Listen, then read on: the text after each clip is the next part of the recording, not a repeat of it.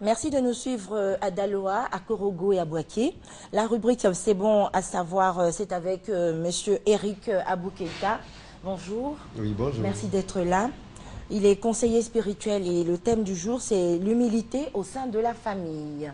Oui, effectivement, l'humilité au sein de la famille, différent d'abord de la grande famille africaine. Quand nous parlons de la famille, nous parlons de monsieur, madame et les enfants, tous ceux qui se retrouvent. Ça dit la famille nucléaire. Effectivement, la famille nucléaire. Qu'est-ce que c'est que d'abord l'humilité? L'humilité, c'est d'abord cette attitude à pouvoir s'abaisser ou, si vous voulez, à ne pas reconnaître ses propres valeurs ou ses propres mérites. Voilà, ceux qui vivent dans une société, quand tu poses des actes extraordinaires, quand vous les apportez tous les encouragements, ils disent non, c'est le travail des autres, c'est le travail de tout le monde. Je ne sais pas ce qu'il y a dû faire d'assez extraordinaire. Et puis, il le dit de façon assez simpliste, et puis bon, il conçoit cela comme ça. Il ne s'attribue pas, même si c'est vrai que c'est lui qui est fait, mais non, non. Il s'est dit qu'on ne peut pas être aussi super fort quand nous prenons par exemple le Christ et Jésus, reconnu, c'est vrai, avec des grandes forces miraculeuses et tout ça, mais ce qui se dégage du christianisme et du Christ, c'est d'abord son humilité. Quand vous prenez aussi au niveau de l'islam, le prophète Mohammed, mais ce qui le caractérise, c'est aussi l'humilité. Dans le livre des Nombres, au niveau du judaïsme, eh bien, c'est Dieu même qui dit que vous voyez Moïse est le serviteur le plus humble. Mais, Monsieur Keïta, avant que vous n'alliez un peu plus loin dans votre développement, l'humilité, c'est un trait de caractère. Est-ce que c'est positif ou négatif? L'humilité est hyper positive, j'allais dire, hyper positive. L'humilité vient de humilus, hein. Humilus qui est l'humus, qui est l'engrais, l'engrais naturel. Voilà. Donc, vous savez que nous sommes terre, nous retournerons à la terre. Donc, celui qui manifeste assez d'humilité se souvient toujours qu'il est terre. Bon, la terre, nous marchons tous sur la terre, mais la terre ne se plaint jamais. Nous crachons sur la terre ne se plaît jamais. La terre accepte tout et bien plus au contraire. Elle cherche comment faire pour pouvoir nous aider davantage à pouvoir mieux vivre, mieux survivre. Alors donc, l'humilité au sein de la famille, c'est cet humilus-là. Hein, cet humilus, si vous voulez, c'est l'humus au sein de la famille qui permettra à la famille de pouvoir croître, à la famille de pouvoir grandir. Mais pour que la famille puisse réellement grandir, il faut d'abord qu'il y ait d'abord l'humilus, l'humilité dans le couple. D'accord, dans le couple. D'abord. Voilà. Donc, lorsque naîtront les enfants, eh bien, les enfants verront un père qui est assez humble vis-à-vis de sa femme, une femme qui est assez humble vis-à-vis de son mari, eh bien, l'enfant va facilement épouser ce trait d'humilité. Mais quand vous parlez d'humilité dans le couple, on est humble parce qu'on est un homme et que forcément, si on est macho, on ne va pas dire à la femme qu'elle est inférieure, entre griffes, ou alors on est humble parce que bon, on occupe un poste important dans la société et donc face à sa femme qui est peut-être modeste ou même femme au foyer, ménagère, on est quelque peu humble. Comment voyez-vous ça? Mais quel est le poste, l'attitude du poste professionnel? Pourquoi est-ce que le poste professionnel viendra-t-il gérer votre vie? Oui, si le monsieur est directeur de société ou s'il est un grand journaliste, s'il est un conseiller comme vous, et que madame n'est que femme au foyer. C'est M. Eric Abou qui est pris dans la société comme ça, qui souhaiterait, qui épouse tant. D'accord. Mais si je l'épouse parce qu'elle est ceci, bon voilà, d'abord même le mariage même est déjà faussé. Exactement. Voilà. Le mariage, c'est le consentement mutuel de deux personnes, un homme et une femme, qui acceptent de vivre ensemble sous aucune contrainte, sous aucune influence. Alors donc, je ne devrais pas me laisser influencer par le poste professionnel, par l'argent, par l'allure, peut-être parce que cette personne a un aura qui est assez grand. Non, quand vous aimez une personne, c'est parce que vous l'aimez du fond de votre cœur et c'est vous qui décidez. Rien ne doit pouvoir vous influencer. C'est vrai qu'il faudrait avoir certains critères, n'est-ce pas? C'est au son de ces critères-là que vous choisissez votre conjoint. Mais s'il y a le matériel, s'il y a l'importance, l'influence professionnelle, le jour que le monsieur n'a plus ça. Ça. Ah oui, mais ça crée... Ça peut être aussi de façon inverse, hein. Ça peut être aussi la femme mais c'est vraiment gauche. Voilà, qui occupe un poste important. Effectivement, parce que nous ne savons pas ce que la vie nous réserve. Hein. Nous ne savons pas. Vous pouvez être grand type et ceci, et puis vous prenez votre petite femme. 5 ans après, l'oncle de cette petite femme-là devient président. Alors, Vous dites quoi? La manière dont vous avez vécu avec elle, vous l'avez écrasée, vous l'avez humiliée, vous lui avez dit c'est moi qui t'ai fait, tu n'es rien, c'est moi, grâce à moi tu es ceci. Le jour qu'elle devient la nièce d'un président, qui va vous faire? Est-ce que c'est pour ça que vous devez l'écraser? Non. Chacun doit pouvoir, comme il le dit, il faut aimer son prochain comme soi-même. Les écritures disent qu'il faut aimer sa femme comme vous aussi, vous aimez. D'accord, M. Keïta, au quotidien, dans un couple, comment cela peut se manifester, l'humilité, de façon concrète? Bon, l'humilité, c'est d'abord reconnaître qu'on peut avoir tort. Voilà. Dans un tout premier temps, on peut avoir tort. On n'a pas toujours raison. Le véritable problème se trouve fait que chacun est vraiment cantonné sur sa position en fonction de ce qu'il sait, de ce qu'il a appris, de sa culture, et tout ça, de son niveau d'études, le bagage intellectuel. Le bagage intellectuel, donc il pense qu'il doit pouvoir écraser. Quand vous prenez simplement un monsieur le directeur d'entreprise qui sort de son entreprise, qui est dans la rue, lorsqu'il voit un piéton qui passe, du coup il a un regard pour lui, la manière dont il est chef à l'entreprise là-bas, donc dans la rue, tout le monde là, il doit pouvoir le gouverner. Il y a problème quelque part. Et quand il arrive à la maison, il est encore le chef au travail, donc il faut qu'il soit le chef à la maison. Non, ça ne veut rien dire. Alors qu'en réalité... Monsieur, je sais tout. Voilà. Oui, madame, je sais tout. Alors qu'en réalité, le chef, c'est celui qui se met au service des autres. Tout à l'heure, je parlais de ces trois grands leaders spirituels, Abraham, Moïse et Mahomet, mais c'est eux qui se sont mis au service de leur population. Donc le vrai chef, ce n'est pas celui qui arrive à pouvoir dominer les autres, mais c'est celui qui arrive à pouvoir se dominer soi-même. Dominer ses instincts, dominer ses colères, dominer aussi ses caprices, mais tenir compte aussi de l'intérêt commun, de l'intérêt des autres. Voilà. C'est vrai que dans la société a besoin d'être hiérarchisée, c'est vrai. Il y a des postes de responsabilité. Mais les postes de responsabilité ne font pas de toi un super homme ou une personne qui doit pouvoir écraser les autres. Non, non, non.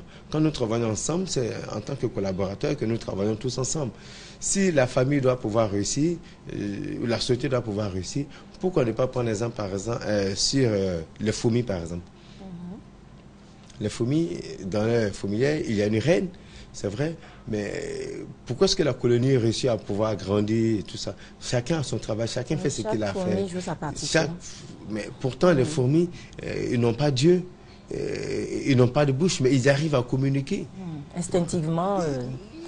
Oui, ils arrivent à communiquer. Non, il y a un phénomène scientifique qu'on appelle les phéromones, un liquide qui est lancé, qu'ils vont essayer de sécréter. C'est au travers de ces liquides-là qu'ils vont pouvoir communiquer, parler, tout ça. Donc, dans une famille, ce qui fait la base et la solidité de la famille, c'est la communication. Mais s'il n'y a pas d'humilité, on ne peut pas communiquer. Oui, et puis, M. Keïta, il y a une idée qui me vient en tête.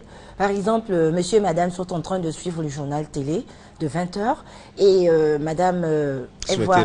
Non, elle voit une personnalité, peut-être un ministre, hein, madame Raymond Goudou ou bien madame Afoussiata Bamba Lamine, et elle se trompe, elle dit, au lieu de dire ministre, par exemple, madame Afoussiata Bamba Lamine, au lieu de dire ministre de la communication et porte-parole du adjoint du gouvernement, elle dit autre chose. Et le monsieur, bon, il faut aussi la manière pour lui dire.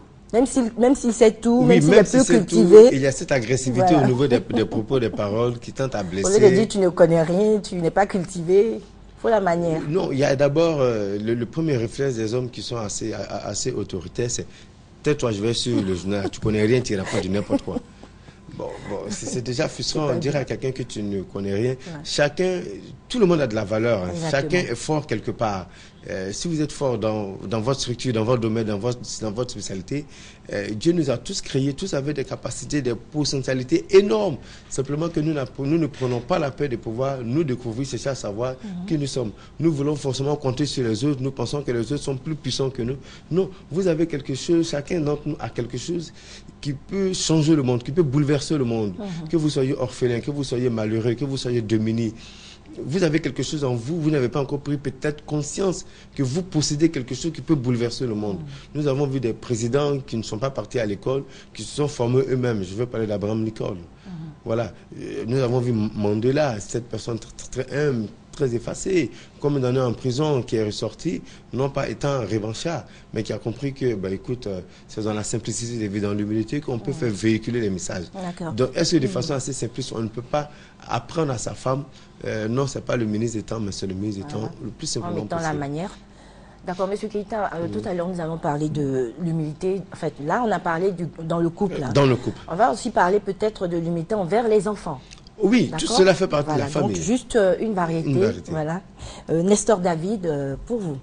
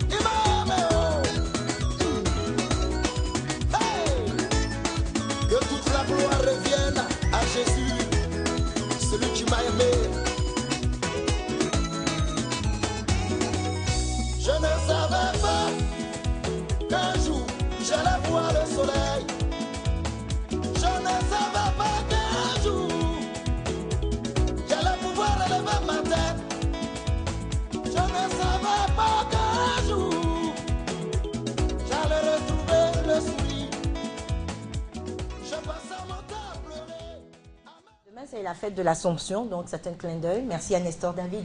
Oui, c'est la fête de l'Assomption qui est différente de la fête de l'Ascension. Oui, L'Ascension qui est la montée de Jésus et l'Assomption qui est la montée de Marie.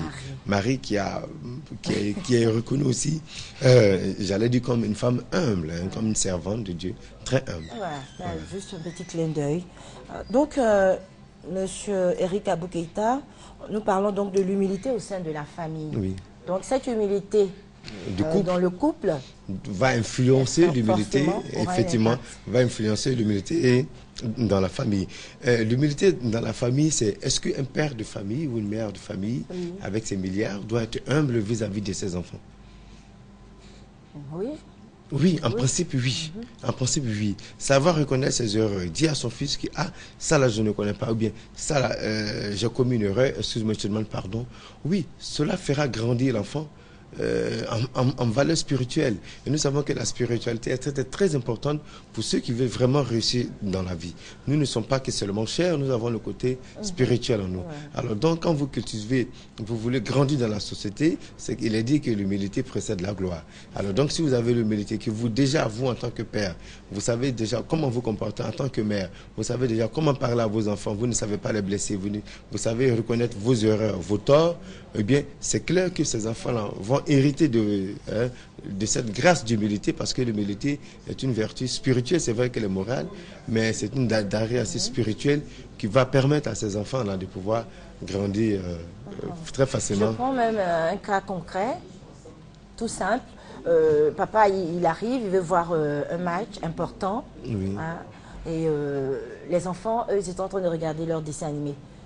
La manière même de changer de chaîne, gentiment, le papa, même s'il est le papa, que c'est lui qui a acheté la télé, Oui. que c'est lui qui a mis Canal, que c'est sa maison, Qu'est-ce que c'est sa maison? il y a une manière de dire à l'enfant, excuse-moi, tu regardais ton match, mais voilà, voilà. Oui, vous pouvez arriver chez Dans vous. le cas où il n'y a pas plusieurs télés, Oui, où il n'y a pas plusieurs effectivement, branchements. effectivement. de Vous pouvez canal. arriver chez vous, vous trouvez des enfants chez vous à la maison qui sont peut-être amis de votre enfant.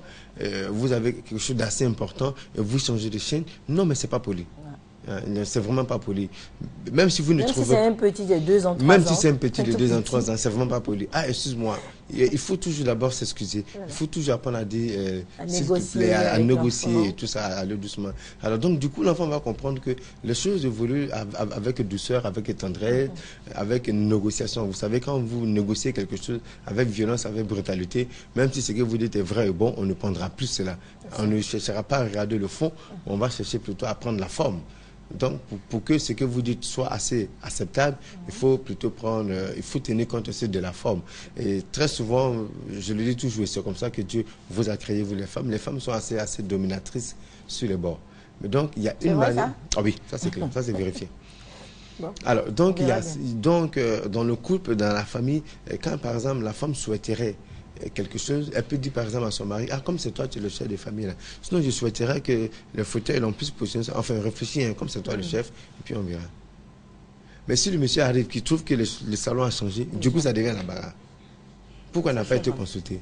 Pourtant, ce qu'elle dit, c'est vrai, parce que la femme a aussi la capacité de savoir ce qui est beau, doux, et sublime et tout ça. Donc, mais c'est vrai qu'elle peut avoir toutes ces capacités en elle, mais la manière de pouvoir faire passer le message vis-à-vis de son mari, c'est ce qui crée quelquefois le choc. Elle a des choses vraies, très importantes à dire, mais c'est surtout la manière. Voilà. Et comme les enfants aussi, ils copient. Et comme les enfants aussi copient, donc c'est bien de cultiver l'humilité, la c'est déjà bien de pouvoir courtoisie cultiver, effectivement, courtoisie, humilité, douceur et tendresse, et patience aussi, tempérance. Bon, voici assez de qualités. Et donc, quand on a tout ça dans la famille. Et quand on a tout ça dans la famille, on se rend compte que déjà, les voisins sont déjà, ils se laissent déjà un peu contaminés et tout ça. Exactement. La femme du voisin dit, mais elle dit à son mari, mais tu vois, le monsieur qui est là-bas, là, il a su quand même quand il reconnaît ses erreurs. C'est un couple sympathique. Voilà, c'est un couple qui est vraiment bien et tout ça. Alors, si donc déjà dans le quartier, dans cette fraternité, déjà dans le quartier, tout le monde vous prend déjà en exemple, chacun essaiera de pouvoir vous copier. Il n'y a pas de honte à pouvoir copier. D'accord, Monsieur Keita, le sujet est très passionnant. On va maintenant essayer d'ouvrir un peu. Oui. On sort du couple, de la famille, De la voilà. famille. L'humilité, quand on est une famille dans laquelle on cultive l'humilité. Tout à fait. Par rapport à la société, quelles peuvent être les incidences, les conséquences, les influences, les avantages, les influences. Oui. Effectivement, nous partons du couple à la famille maintenant à la grande famille dans la société. Eh bien, cela va impacter positivement toute la société. Alors, si je reconnais, par exemple, celui qui pratique une autre religion que la mienne. Et pourquoi souhaiterez-vous que, étant humble, je puisse ne pas reconnaître les valeurs de l'autre? Parce que toutes les religions d'abord se valent et toutes les religions prêchent d'abord l'amour, tolérance et pardon. Alors, si vous prêchez tolérance, amour et pardon, c'est clair que vous êtes caractérisé par une certaine humilité. Donc, du coup, étant rempli de cette vertu spirituelle, ça va impacter positivement la société. Je ne vois pas qui va venir dire un tel a pris ma place, un tel qui va partir à la retraite ira facilement. Donc, ça va éviter beaucoup de guerres, beaucoup de clashs, ça va créer beaucoup d'humilité, enfin, beaucoup de communion. Et donc, nous allons retourner encore au stade de la fourmi et nous voyons que la société va véritablement évoluer. Parce qu'on a développé quelque chose d'assez spirituel qui est fort, qui est l'humilité. D'accord, donc Monsieur Keita, l'humilité au sein de la famille, Qu'est-ce qu'on peut retenir à titre de conclusion? Oui, l'humilité au sein de la famille, ce n'est pas un père qui écrase. L'humilité au sein de la famille, ce n'est pas un père qui est le seul qui commande. Si monsieur souhaiterait que sa famille puisse évoluer, que les enfants puissent évoluer, eh bien, il faut apprendre d'abord soi-même, que le chef apprenne à pouvoir d'abord s'abaisser, apprendre à pouvoir être humble. Chef, partout où vous trouverez un chef au travail, chef à la maison, chef au village, chef de la famille, eh bien, tout en pratiquant cette vertu qui est l'humilité, vous allez permettre à ce que tous les composants de la société pourraient évoluer facilement. Car Dieu élève ceux qui sont humbles et il résiste à ceux qui sont orgueilleux. Merci donc pour vous joindre. 45 45 45 49 45 45 45 49. Soyons humbles et puis Dieu nous élèvera. Merci, monsieur Eric Abou Keïta, conseiller spirituel. Aujourd'hui, nous avons parlé de l'humilité au sein de la famille. Voilà, cultivons l'humilité dans la famille pour que cela réjaillisse sur la société. Merci à vous. Afin que vive la Côte d'Ivoire.